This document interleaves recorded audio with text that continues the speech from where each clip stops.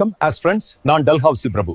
1848 1856 வரை இந்தியாவின் கவர்னர் ஜெனரலாக பதவி வகித்தேன். எனது ஆட்சி காலத்தில் நான் அமல்படுத்திய ஒரு கொள்கை வாரிசு இழப்பு கொள்கை, அதாவது the doctrine of lapse. இந்த கொள்கையின் மூலம் நேரடி ஆண் வாரிசு இல்லாத இந்திய அரசராட்சிகள் பிரிட்டிஷ் ஆட்சிக்குள் இணைக்கப்பட்டன.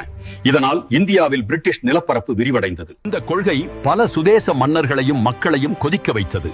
தங்கள் மண்ணையும் மரபையும் காப்பாற்ற மக்கள் போராட்டத்தை தொடங்கினர். மேலும் இக்கொள்கை 1857 ஆண்டு நடைபெற்ற பெரும் புரட்சிக்கு ஒரு முக்கிய காரணமாக அமைந்தது. எனது வாரிசு இழப்பு கொள்கையால் ஆங்கிலேய அரசின் கீழ் இணைந்த சுதேச அரசுகளை கீழே காண்போம்.